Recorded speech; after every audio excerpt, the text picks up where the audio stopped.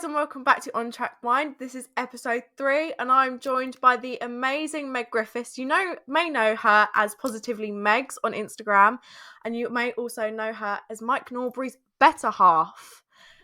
Meg, thank you so much for your time. Honestly, it's been a bit of a journey with technical difficulties, but it's so nice to have you on.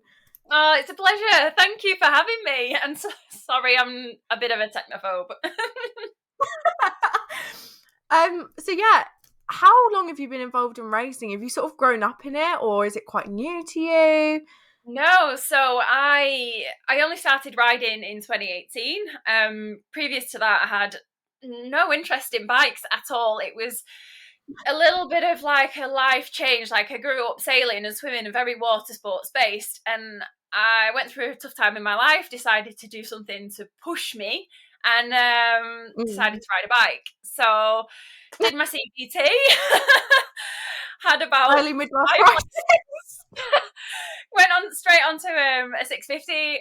Had about 5 lessons, thought I could do my test, failed my mod 1 first time, of course, and then the day before my retest, the guy next to the bike school who like tinkers around with like making race bikes and things like that said, why don't you come to Three Sisters and have a look at the bikes racing, and it can help you understand how the bikes lean over, because I couldn't really do the figure of 8 very well, and I thought I'm not going to really pass the test here. That's a clever way of putting it into perspective. Yeah. So I persuaded my dad to take me on the back of his bike, because my dad rides, which I don't know why I had no interest in bikes at the time. And then after I went to Three Sisters and saw the bikes, I was like, wow. And we were stood waiting for the bike that this guy Sean he's called, had tinkered with to get it to race. And the parents of the guy racing it, and the mum said, oh, he's not qualified because he didn't have wets on the bike, and he's starting at the back of the grid, but don't worry, he'll be first within the next lap. And I was like, you're like, whoa, all right, a little bit. All right, chill out. And then, so this lad came flying around with his knee down and his elbow down, and I was like, whoa, I didn't know you could, bikes could do that. And it was Mike. And that's how I met Mike. Oh, really? Yeah. So he didn't speak to me at all that day, and I was holding the little race bike to put into the van, and he walked past me. I'm stood there with my mum's biking stuff on that I borrowed, stood with this bike, and he walked past me and went, you look like a fucking model, you. And that was it.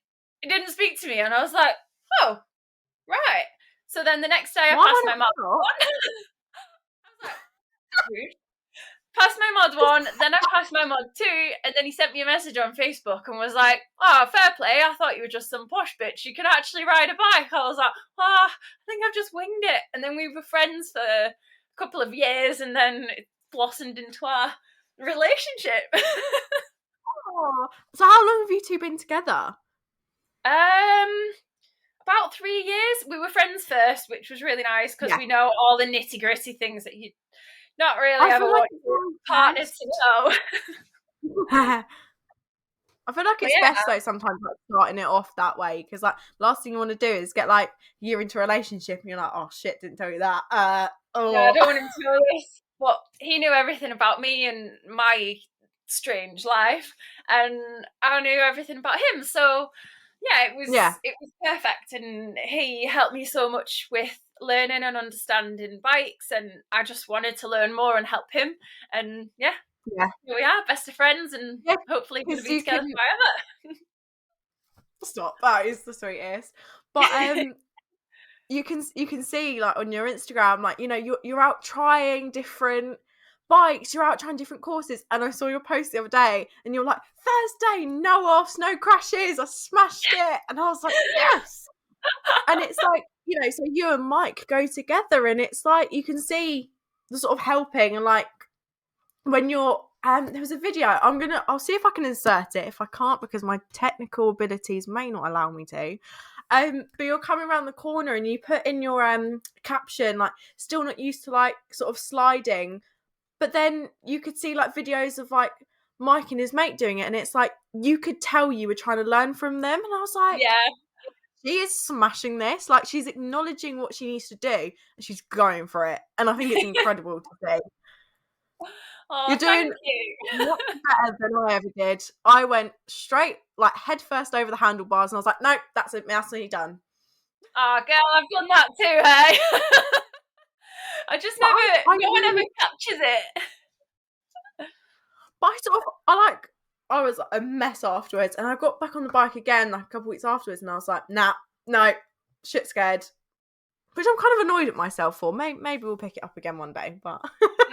Well, I crash a lot, don't get me wrong, on whatever bike I'm riding, I seem to crash.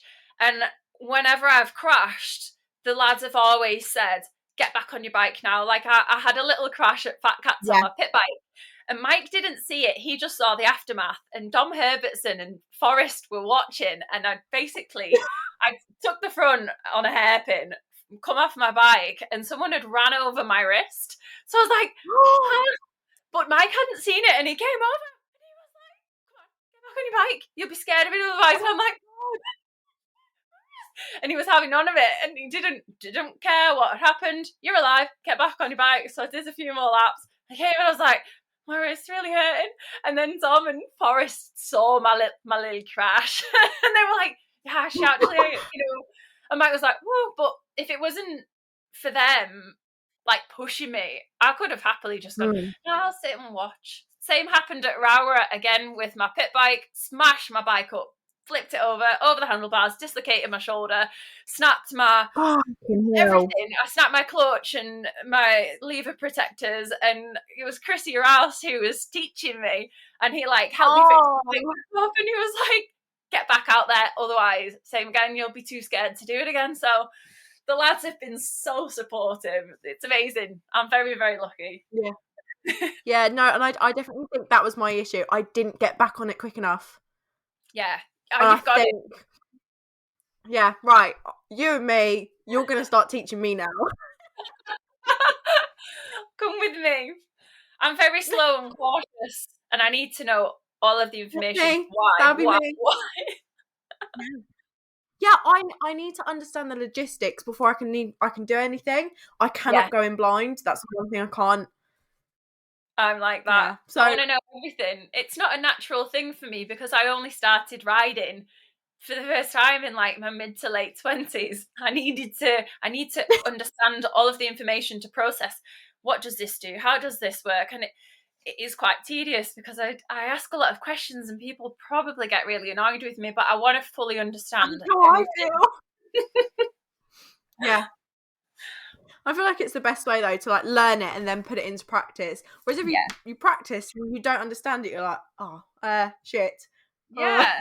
You don't understand why you've messed up. Yeah. So yeah, totally agree. So obviously you've been friends with Mike for a long time, but you've only been sort of official like dating for 3 years. Yeah. Had you been to any races with him prior to you dating or not really? Well, I went across in 2019 to the TT with my dad. I just passed my bike test and I was using my dad's DRZ 400, which isn't ideal for someone who really can't ride a bike. It's really tall, it's a big single cylinder, carburetor. It was pouring down 2019 TT. I was trying to get on the ferry, the bike kept cutting out. I was like, I'm out of my depth. We went across to watch Mike, me and my dad, and it was like such a nice little bonding thing because, you know, like sometimes it's difficult for dads and girls to find something, you know, to do, to hang out and do. So it was amazing, and we didn't really get to see any racing because of the weather, and I unfortunately got called back to work, so we had to leave early. But to just have that little taste of the TT, I was like, wow, this is insane. And it did scare me. Even just being friends with Mike back then, I was like, oh, stay safe. Like, yeah. You're sort of like, you're like gritting a fist. It's like, shit. Trying to figure out what to do. How do you want to do this? And because I didn't know, again, I knew nothing about bikes. And he's trying to explain what road racing was, what BSB was, what the differences were.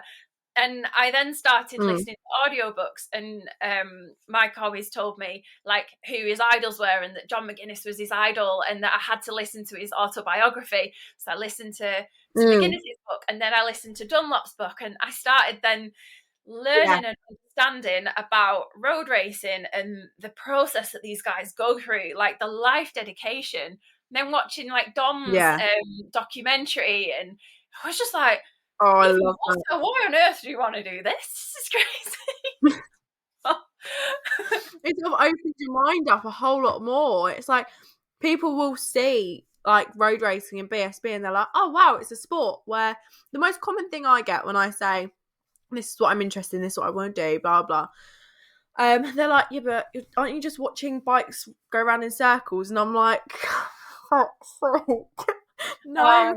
Like, okay, yes, technically it is, but it's more technical than that, and it really stresses me out. Like when you understand it, you're like, yeah, but you don't know everything that goes into it. And I'm sure you've seen it, you know, spending so much time with Mike, especially 2022 TT.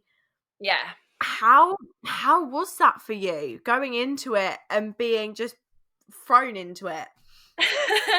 Well, I had the 2021 race season. Obviously, there was no TT. There was none of the Irish stuff went ahead. So we did a lot of, you know, Thunder Sports, No Limits, like the Wirral 100, things like that. So it got me into racing and understanding the mechanics. And with the racing were really good, like helping me, train me up. I was like a junior mechanic. So if, say, me and Mike went without the rest of the team, Mike could race and he could trust me to do, you know, I started doing simple things like the paddock stands and the tire warmers and the generator, and then he's taught me more in the garage about, like, you know, cleaning the calipers, lock wiring, you know, air filter, the liquids, things like that. So the 2021 season prepared me for 2022. You know, we did some Scarborough, smaller mounts, like a little taste of what road racing was. I was like, okay, I can really see the difference now between the track stuff and the roads. Like it's a different style completely. The riders are completely different, especially when you compare like BSB riders to road racers. I know that they can interchange, but different kettle of fish. Mentality is so different.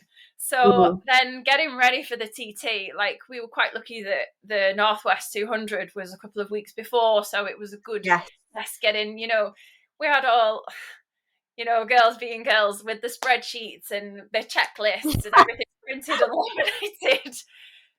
The real ones know about mine and make spreadsheets. The team were brilliant and accepted my new spreadsheets, and the gazebo must be cleaned, laminated in the bin, and I don't want, you know, the stickers off the tires. No, they go into the bin, and all the labels of all the products have to be facing forwards, and you know, everything goes where it should be. And it was just so nice, and we all helped each other, and like Mike felt comfortable with knowing that his bikes are prepped to the best of everyone's ability, and that the procedures are being followed and nothing's being missed. Like the bike has been properly refueled, the tire pressures have been checked twice, and you know, like there's no little niggles when he's racing. He knows that like the bike's going to be sorted and he can just focus on riding it. He's not going to have to you know, worry about the small things, sweat the small stuff, as they say. But the TT was I knew it was going to be stressful, but there was nothing that could have mentally prepared me for that stress, that feeling. It's like, I don't know, you could compare it to almost sending your loved one off to war, but they've probably got a better chance of coming back from war. Like, it is terrifying. My heart was in my throat. I don't even know. My heart was gone. It was like it wasn't there. It was gone. Yeah, just watching him start off, that camera being there, the monster girls being there, and you're like, please, I don't want the last time I see you. So then you're in your full fire suit, you get onto pit lane, you're in your fire hood, you've got no phones are allowed in there, no radios, you're not even allowed to wear an Apple Watch, no communications. So you're just in there, fire suit on, hood on, gloves on, waiting, watching the board for that light to come on, knowing that he's come through the final sector. Yeah. Counting down 17 minutes, 18 minutes, he's due in, and we've got a spotter. We had a guy called Matt, and he was over the other side of the pit wall just saying like, yeah, he's coming through, because he had the live timing on his phone, which we weren't allowed like that. Yeah. And when he comes in, it's just that split moment of, right, okay, did the wave and stop so I can see him, and it's like fuel cap off, fuel being refueled. If we need to change the wheel, we do. And it's like, I was visor changed because I don't shake. So I clicked it off, new one in, and it gave me that moment to look at it at his eyes and see. You could see his mind is going at 1,000,000 miles an hour, and I could just see he's all right. He's still there. And I've got in my belt, the SIS powder with the long straw. I shove it up into it, and I'm like, drink this. Visor, wipe his screen, check everything's all right. Oh, God. And off he goes, and it's another like 17, 18 minutes of just like, and then you've got 4 laps of that, multiple races per day on different bikes. But you saying that, but you saying like you did being on visor change, the fact you don't shake, fair fucking play to you. I could not do that. That's impressive. But I know. I'm lucky that I can do it. I spent a lot of time in Shoei in the van with Paul practicing, like click, because we were in the pit lane, and one of the riders, I won't say who, he had the helmet with the pods, and it didn't click in properly, and his visor came off before he even left pit lane. I mean, that's your race pretty much over. So it's just that one click, and or fuel cap if you've not got that thing on, or there's so many little things, and you've got to be spot on. And we were practicing those pit stops, and it's stressful for everyone in that pit lane from every team. When you walk into your little station, you could see people's eyes stressing. They were like grown men with tears in their eyes with stress, because they're panicking about their visors, and or it's hard, and the riders are loving it, and the teams are just like, hey. But we do it, don't we? You've just got to keep smiling for them, because as soon as they see your panic, they're done. Like, you cannot show your worry, because my dad, he still does like the odd race, does the Lord of Liddon, because Liddon Hill's like our local circuit, and I've learned over time that, you know what, 10 minutes before he races, I'll say goodbye, good luck, and then I'll leave, because you need to let them get in that mindset. Yeah. And as soon as there's one shadow, there's no doubt, like I do not doubt my dad for a second, but I'm worried about what could happen on track with other people, not him. Yeah. Like, you don't know I know my dad. I know he's safe. He's sensible. He is good at what he does. He will say, "Oh, I'm not that good." You are. If you're listening, you are.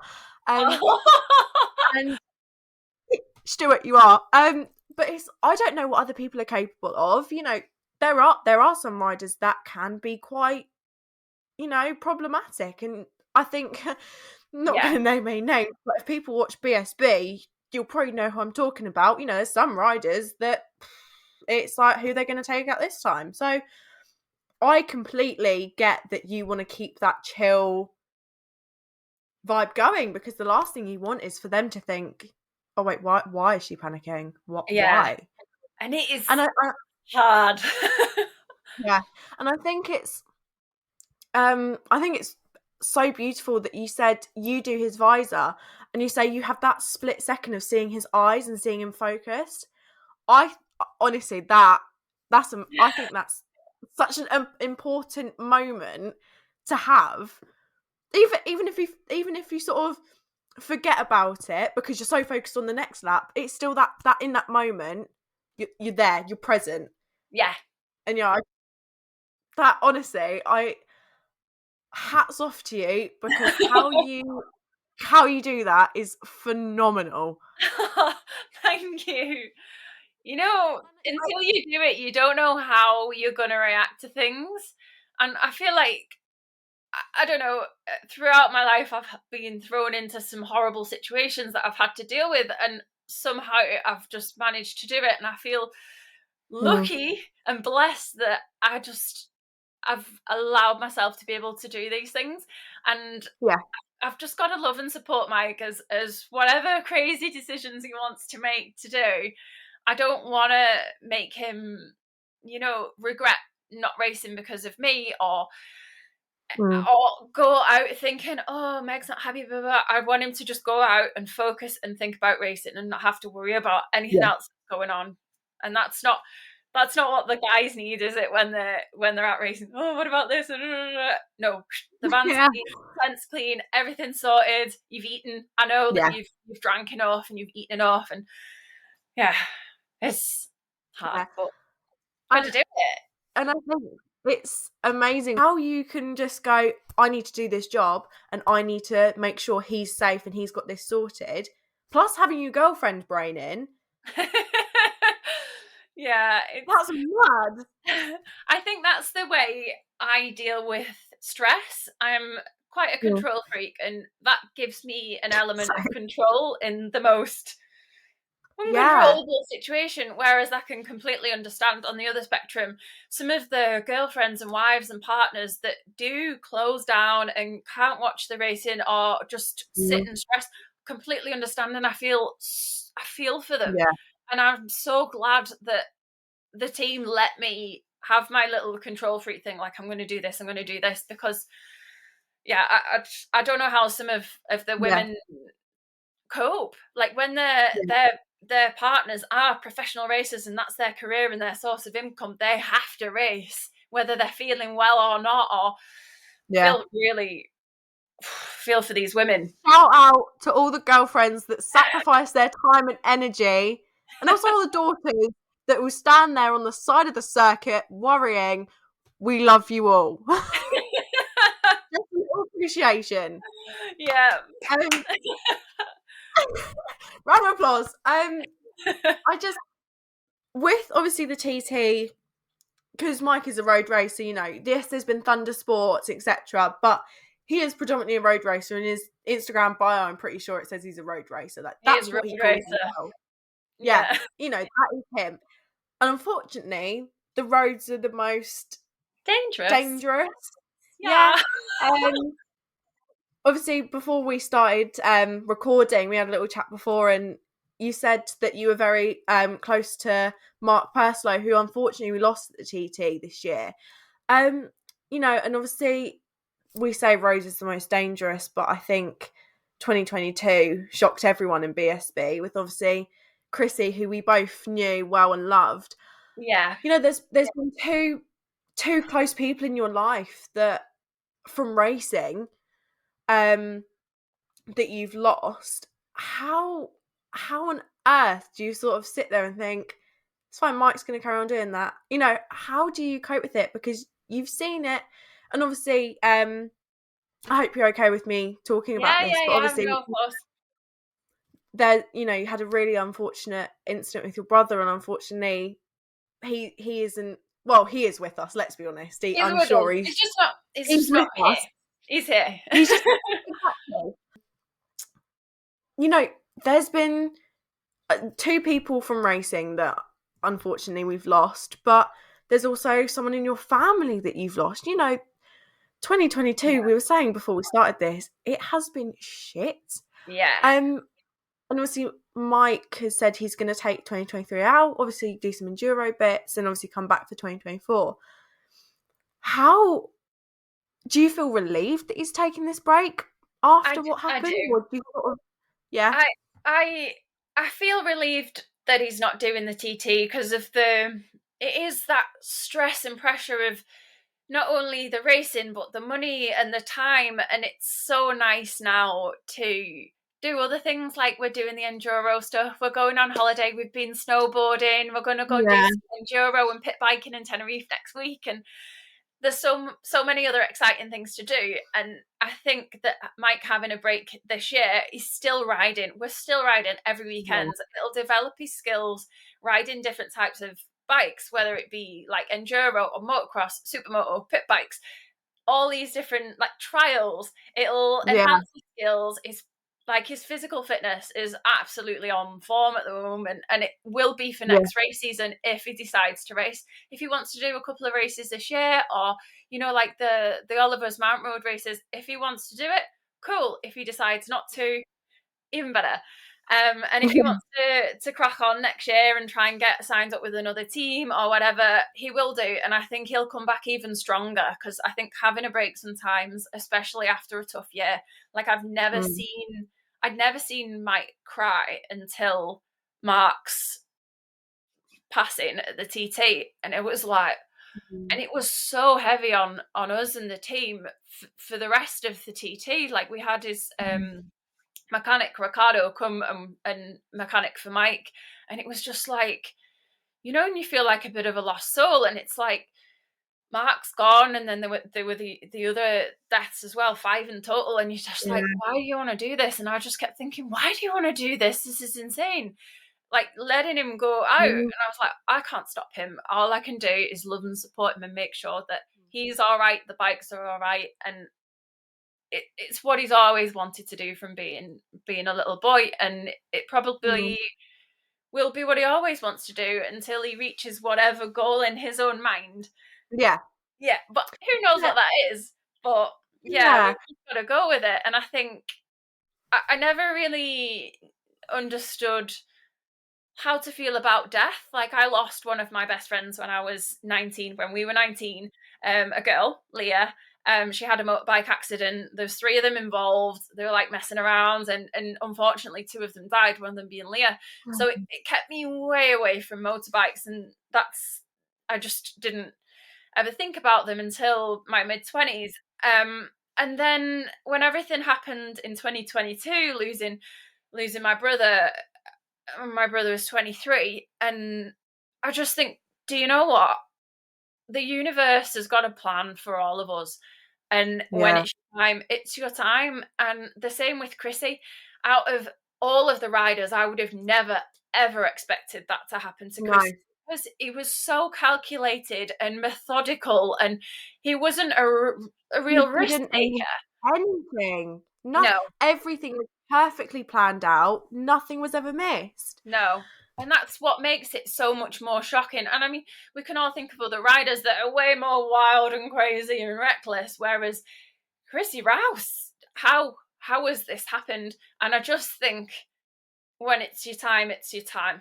And that's what I've got to believe now. And I do think, you could fall downstairs or you could trip. You've got to do what you enjoy, make the most of life, really live it to the full, push yourself, but think about your safety. Have you got proper leathers on? Have you got a decent helmet on? Are you wearing gloves and boots? Don't just go out in a hoodie. Like, let's try and be more safe, but still be adventurous and, make the most of our lives, because we don't know how long we're going to be here for. Could be a really long time. Could be gone like that. Yeah. And I think that's such an amazing way of looking at it, because, you're not thinking this is a negative thing. Obviously death is horrible, but you have clearly learned that there's a reason. As shit as it is and as horrible as it makes us feel, there is a reason. You said the universe has a plan for all of us. I am 100% with you on that one. I know some people watching this and listening to this may disagree completely, but I can definitely vouch for that. I think it's so true, because everything happens for a reason, and I think people don't acknowledge that enough. So I think it's incredible that you have that mindset. It's only a recent mindset though, because I would have completely disagreed a year and a half ago. I'd have been like, no, that's bullshit. But now I do believe it. Like, everything does happen for a reason. The bad things happen to make you stronger, to prepare you for something else. Or, you need the bad things to appreciate the good things. And it does, in a strange way, force you to grow and be more positive and help others and inspire others. And if I don't know, it's a tough one. And you've just got to carry on, don't you? Yeah. Honestly, you're incredible. You're constantly smiling. I've never seen such a cheerful person ever. Like, every time I'm looking on your Instagram, there's a big screen, and I'm like, do you know what? She's on it. She knows that the only person you can lift yourself up is you, and I think you've got that cracked. I'll see some of the stuff you post, and I'm like, she gets it. It's fine.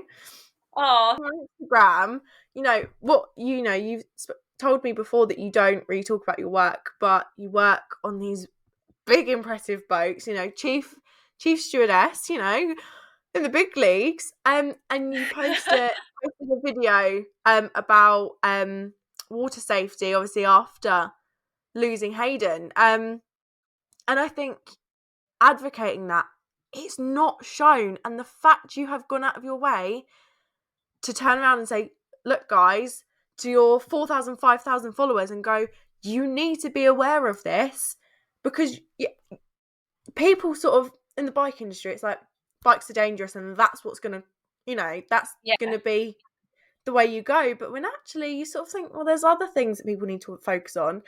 And the fact you have posted that out there, honestly, it's amazing, because I have never seen any content like that to raise awareness for other.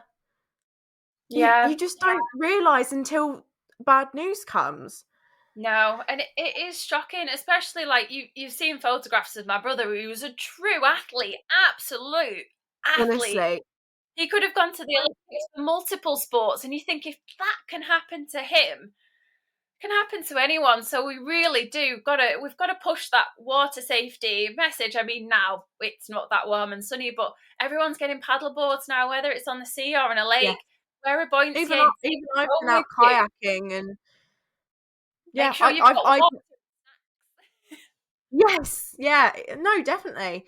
So yeah, you should definitely be proud of yourself for that, because thank you. Yeah, I'm going to keep pushing it too, because it doesn't have to be like a scary negative thing. It can be a fun and positive thing, like, let's go out there and enjoy it. Let's go out and ride our bikes, but wear your proper gear. Go out and paddleboard and surf, but have you eaten something? Does someone know where you are? Have you got your phone nearby?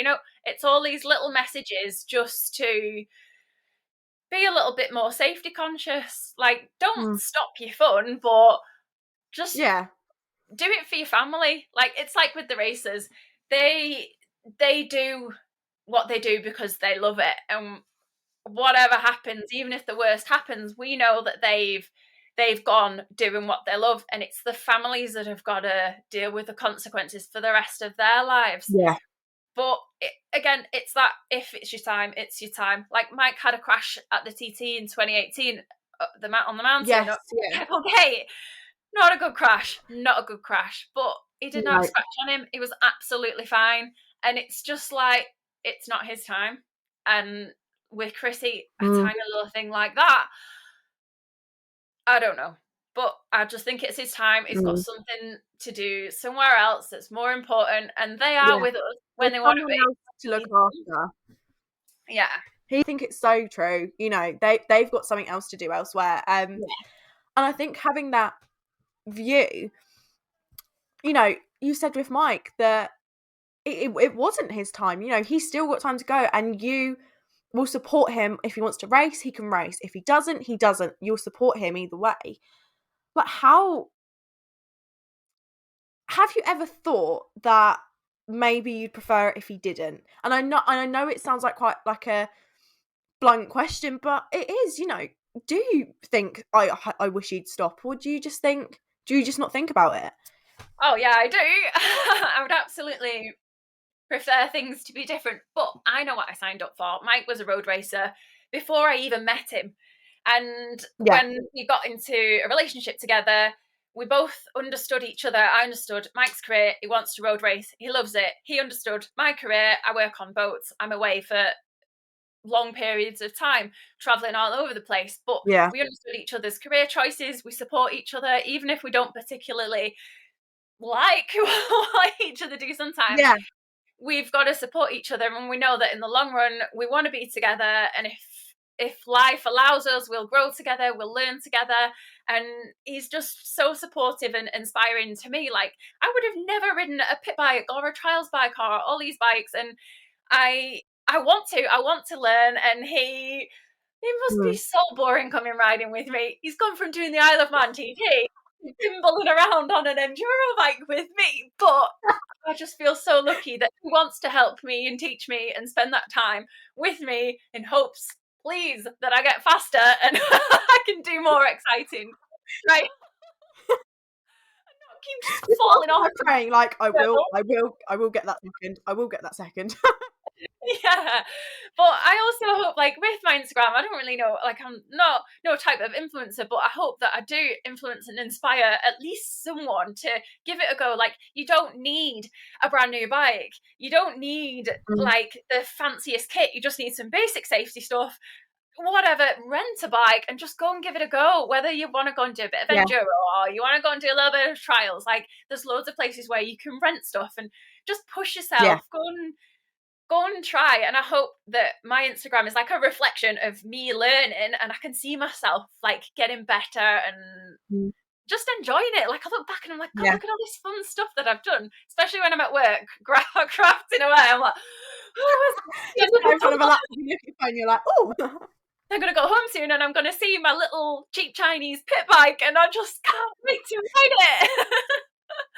and we were talking before and you were saying, you know, there is this type of girl that will have just a helmet on and very tight jeans and the flashiest bike and look what I can do, I can go really fast, blah blah blah. But you're like, that's not reality. You know, what you've put out, like we mentioned earlier, there was the video of you sort of like, you know, trying to get around the track, doing a really good job, but you put in the caption, you're like, I'm still not used to changing gear when I'm standing up, I'm still not used to sliding the rear.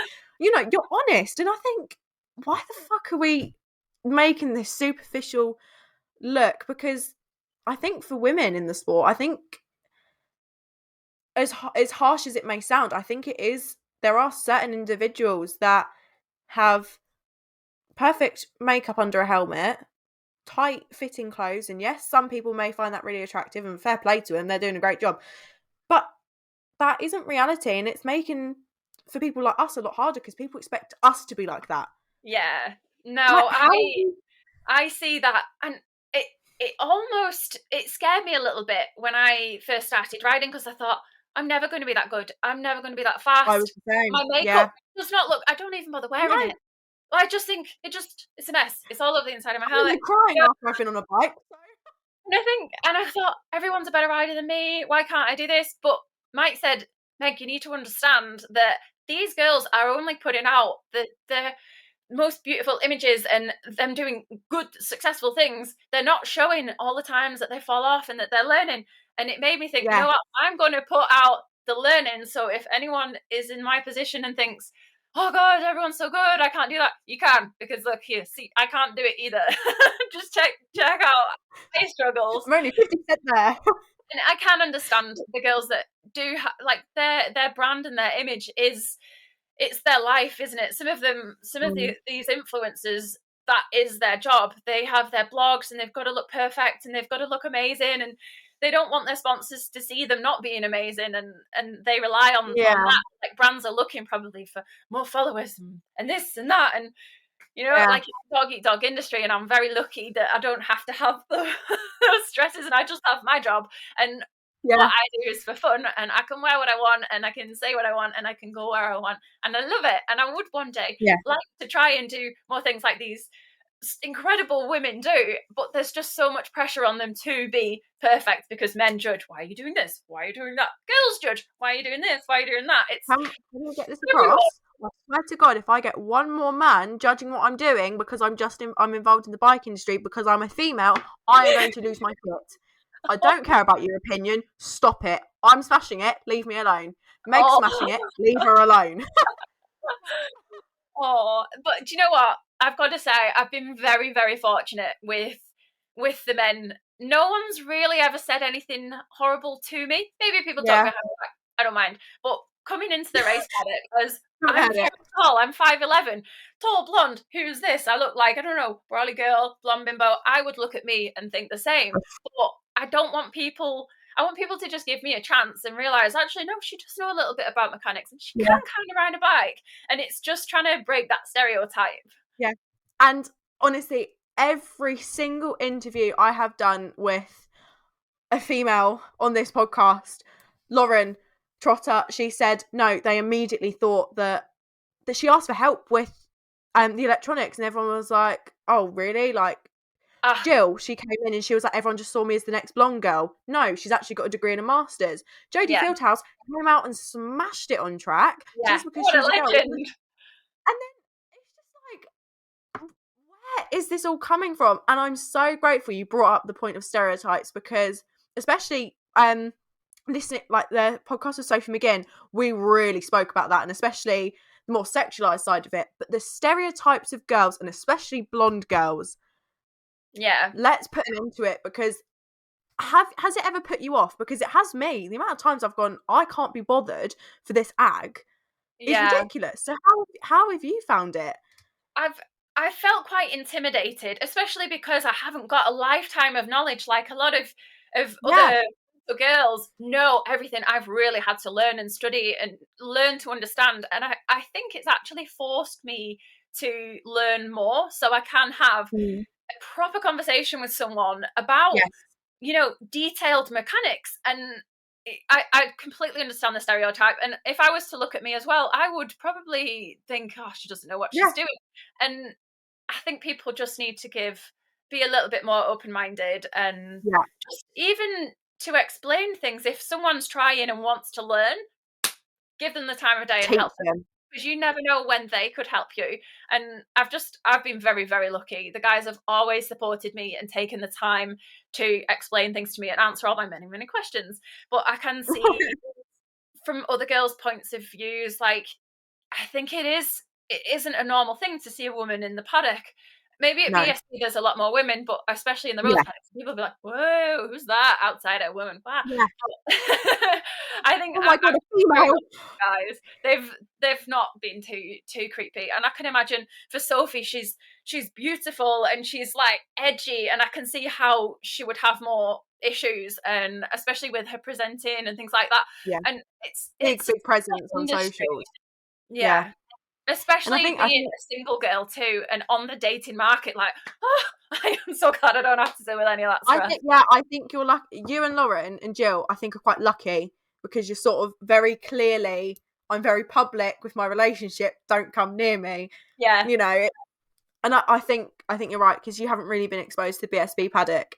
No, and obviously me and Sophie. Most people anyway. All the riders are. I'm so tall. They look about 14. Joking, love you all. No, but BSB, you have to be quite small. You have to be able to tuck in. Of course, fair enough. Yeah. How the fuck Hickman gets away with it baffles me every time. But we won't get. I don't know where he puts his legs. But it's like you haven't really been exposed to the BSB paddock too much.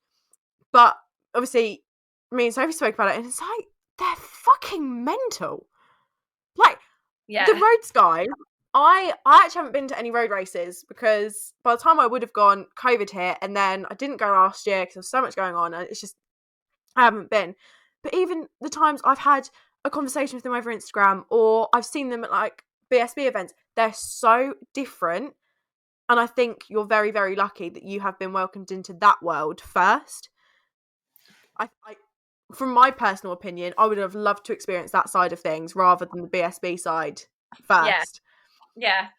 We did a couple of BSB rounds with the team last year, and the paddock's so much different. I mean, there's so much more pressure on the riders. It's a big money game. You see, they've got these big trailers and motorhomes and these huge gazebos and hospitality things, and it is a big boys game. The roads, you can be a privateer and you can turn up with your old caravan and your like beat up old R6, but BSB is a different ball game. Like it is quite scary, and it's a different type of rider. They in the roads paddock, you finish racing and they're on the beers and it's a barbecue and it's like a good old time. BSB, it's like pasta, sleep, and I completely understand it, because there's so much on the line for these guys. The racing is so close. Whew. It's like hundreds of thousands of a second make Yeah, it, you know. yeah, And it, with at the TT, you know, you can be a privateer. Like Dom's a privateer, and he was getting top tens. Like, yeah, you know, Mike, you know, DC Racing, it wasn't a huge team. It's compared to FHO, it was yeah, small, you know. And Mike was still doing well. He was still there doing it.